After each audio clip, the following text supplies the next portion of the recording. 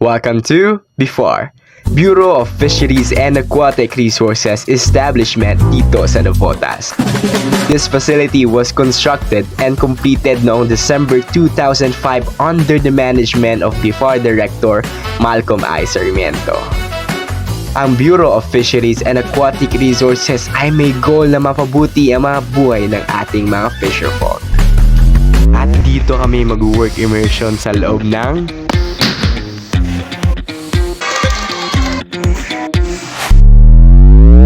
10 araw.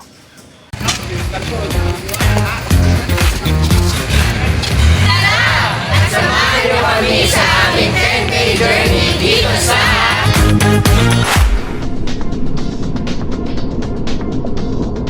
Sabi nila, ang unang araw ang pinakamahirap na parte sa isang manggagawa. Ngunit, sa sobrang gaan nila, hindi namin naramdaman ito. Sa unang araw, nakalala namin ang spokesperson ng DABFAR FB Pagbabago na si Sir Pierre Easter L. Velasco. Nakalala din namin ang mga technical staff na sila Sir Warren Dolente at Sir Perry J. Dumdumaya. Tinuruan din kami ng mga iba't ibang materials and equipments tulad ng mats, resin, hardener, grinder, at iba pa.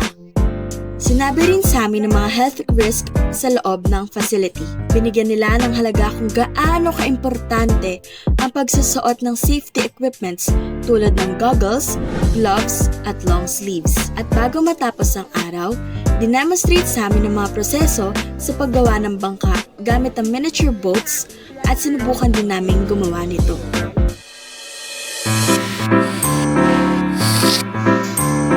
Dito na nagsimula ang pagtuturo sa amin ng mga iba't ibang proseso sa paggawa ng bangka. Una, natutunan namin ang paggawa ng balagbag or support beam na tinuro sa amin ni Technician Joel Katipay.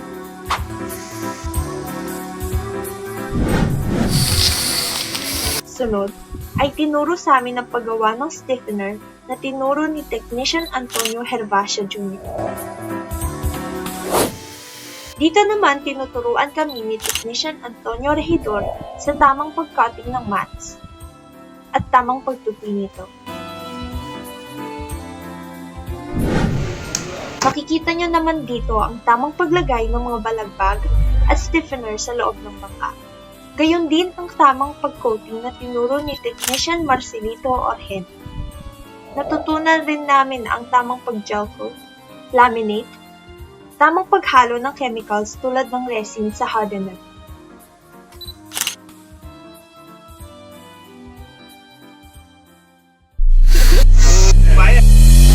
Ako manilibre sa inyo. It's currently day 3 and kasama ko ngayon si... Johnny Katipay po. Yan. I have a few questions lang po. Ang unang tanong natin is, ilang years na po kayo dito sa service?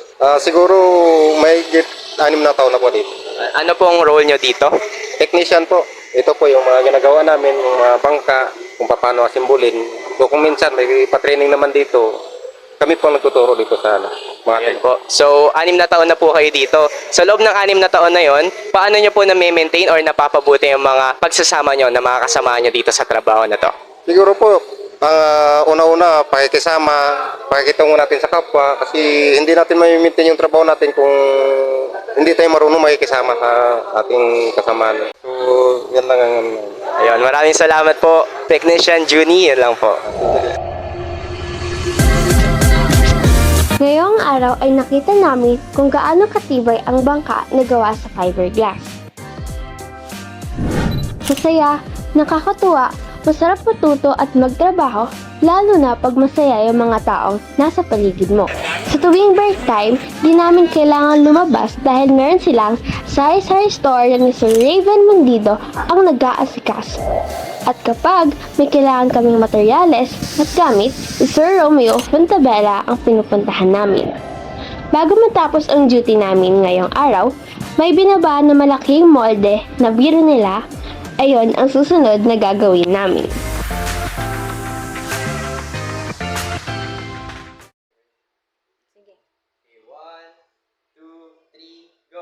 It's currently day 4 at kasama natin ngayon si... Francis, hi. Ayun, nandito lang po ako para mag-ask ng 2 question. Una po is, as a fresh graduate, paano mo po na-apply yung mga natutunan mo sa school ngayong pagsaservice mo po rito?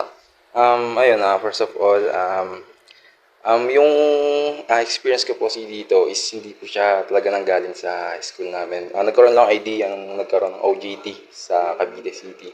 And then, ayun, may mga seminars regarding sa boat construction. And, ayun, later on, medyo napafamiliarize ko naman siya. And mas lalo ko natuto since nandito ako ngayon nag-work. And, ayun, as a technical yan, mas marami pa akong dapat matutunan and ayun, mas enjoy mo lang every time na nagagawa kasi doon mas matututo ka. And yun lang. Tama po yan. So, pangalawang question po. Kumusta po yung mga unang araw niyo po rito? Siguro yung unang araw ko kasi syempre new friends and iba na, unlike before kasi pag nag-aaral ka and more on papers theoretically and dito more on practical naman sila, no? And ayun, talagang kailangan mo na mapag-socialize para mas maintindihan mo yung mga sistema na meron dito. Matapos ang 2 araw na pahinga, oras na para gumawa ulit ng bangka. Naabutan namin ang mga technician na nagjo-general meeting. Pagkatapos ng kanilang meeting, pinakain kami ni Sir Pear. Salamat po! Sa pang-4 na araw namin, ngayong araw din ay natuto kami na mag-laminate ng loob ng bangka at paglilinis ng loob nito. Sa kalagitnaan ng tirik na araw, may dumating na isang malaking truck. Ito ay ang mga materials tulad ng fiberglass, gel coat at mga resin. Isa-isa nila itong ibinaba. Natapos ang araw na to sa merienda na may kasamang kwentuhan, biruan, kulitan, kasama ang mga technician.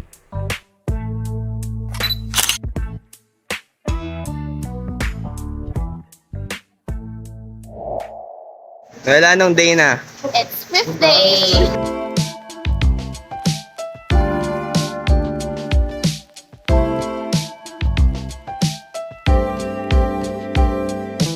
Panibagong araw, panibagong kaalaman. Panibagong umaga, panibagong sorpresa.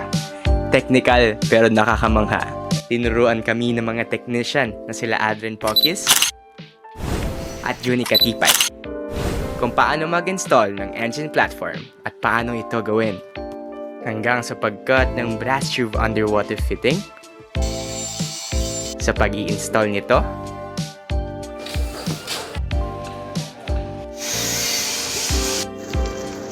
at paano ito ipantay. Tinuruan kami kung gaano kaimportante ang pagkapantay-pantay ng underwater fitting sa isang bangka. Nakakamangha dahil ngayon lang kami nakakita ng totoong makina ng isang bangka. Ngunit ang mga sumunod ay masasabi rin naming nakakamangha. Kanina pa tayo tinatawag dun eh. Kanina pa kayo nahanap, guys.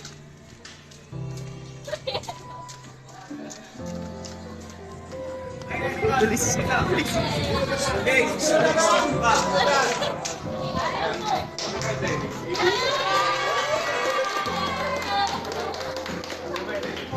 Happy birthday! Merry Christmas! Thank you po!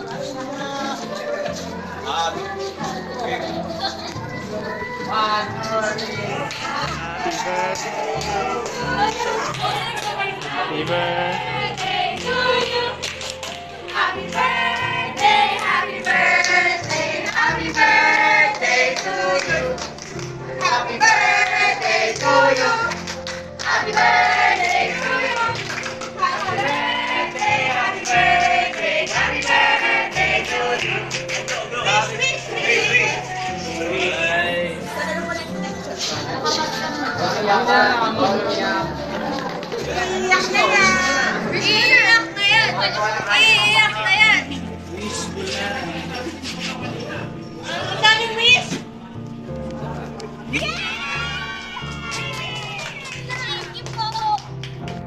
Sinupresa ng mga staff ang aming kaklase. Hindi inaasahan dahil nagsimula lang ito sa biruan. natapos ang araw sa isang hapagkainan na punong-puno ng masasayang alaala.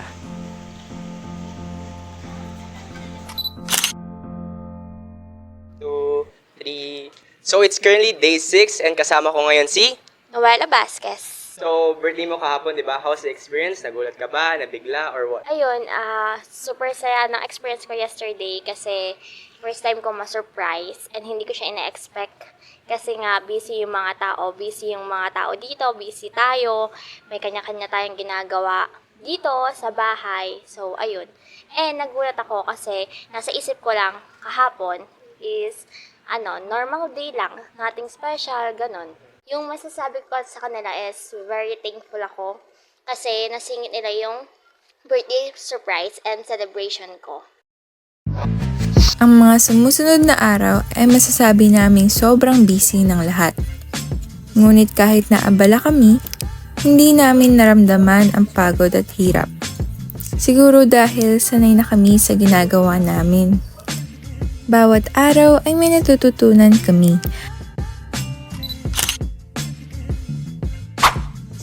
At bawat araw ay nakakamangha. 2, 3, go! It's currently day 8 and ngayon ay kasama ko po si... Antonio Herbacio Jr. So, I have a few questions lang po, sir. Paano po kayo nakapasok sa field na to? Sa field na to, normally siyempre, nag-apply, gano'n. Noong 2018, doon ako simula. Nag-apply lang, tapos kailangan nila ng tao. Kaya, ayun lang, yun lang ako nakapasok. Another question. Sumunod naman po, nakikita mo ba yung sarili nyo na magsa-service dito kahit na mag-retire ka na po? Hanggang retirement, ibig sabihin, age 60, gano'n. Hindi siguro kasi may mga pagkakataon tayo na kailangan nating i-grab yung mga opportunity na darating. Tulad nung sinabi mo noong una, paano ako nakapasok, yun lang, may opportunity lang dumating kaya nakapag-apply ako. Ngayon, pangalawa, kung nakikita ko yung sarili ko, hindi siguro. Kasi pag may iba pang pagkakataon na darating at medyo maganda opportunity, ayun, iwan ko rin to siguro, pero abang dito ako bibigay ko yung best ko.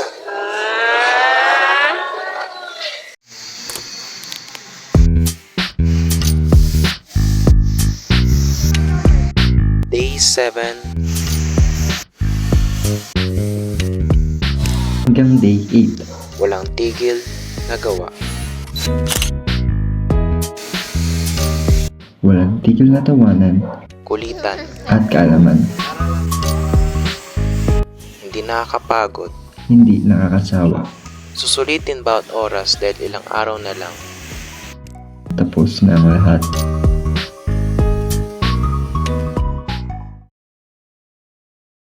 It's currently day 9 and kasama ko ngayon si...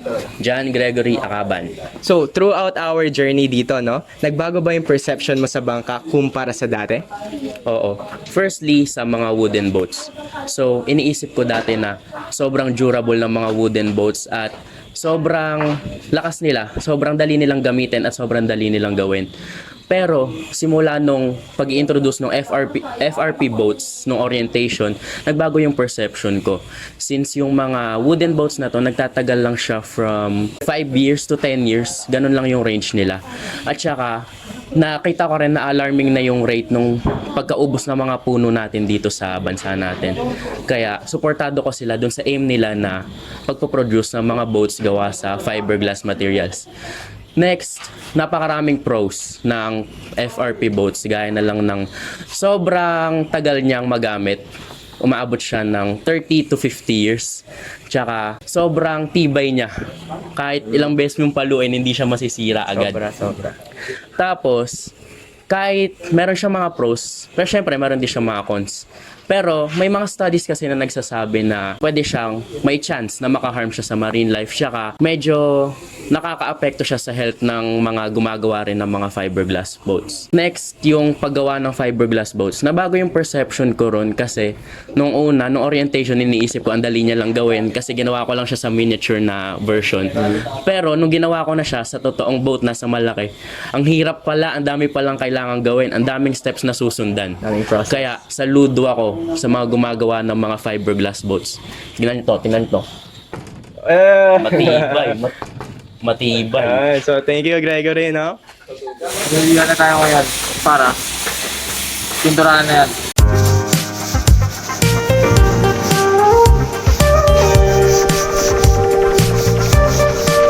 Ngayon ay ang ikasyam na araw ng aming pamamalagi dito. Kahit isa, dalawang araw na lang ang nalalabi bago kami umalis. Hindi pa rin humihinto ang mga technician sa pagbibigay sa amin ng mga kaalaman. Ngayong araw ay tinuro sa amin ang isa sa pinaka-importante sa paggawa ng bangka at ito ay ang pagliliha. Una, sinubukan namin ang pagliliha gamit lamang ang sandpaper. Pagkatapos naman ay sinubukan naman namin ang electric sandpaper.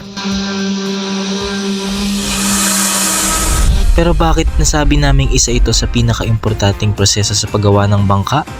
Dahil bukas na bukas rin, ang 5 bangka na aming niliha ngayong araw ay pipinturahan na sa ika-10 araw.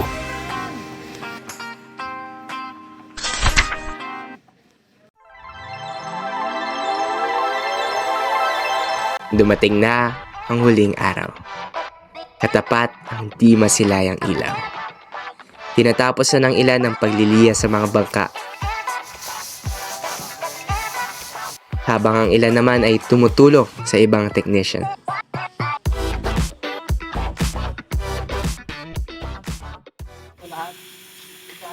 Oras na sana para magpintura, ngunit tanghali pa lang, naramdaman na namin ang lamig ng hangin at kita sa langit ang itim ng himpapawid.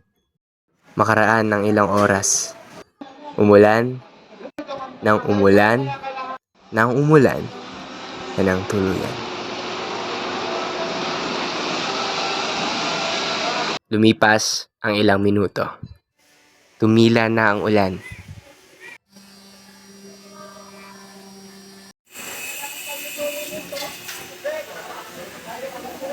At oras na para tapusin ang nasimulan.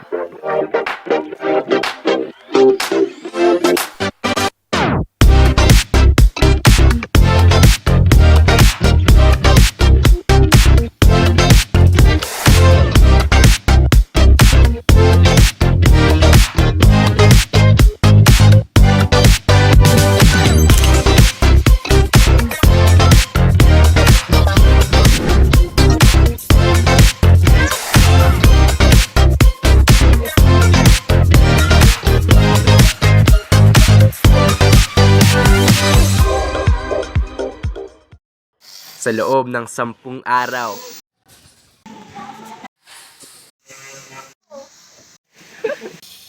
Nakabuo tayo ng 1,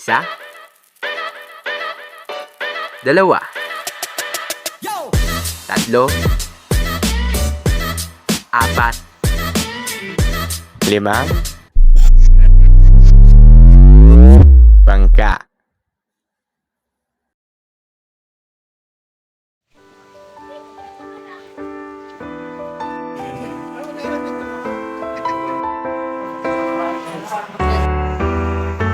At sa loob ng 10 araw, nakabuo kami ng samahan at pagkakaisa. Sa loob ng 10 araw, marami kaming natalima na kaalaman, kakayahan at kasipagan.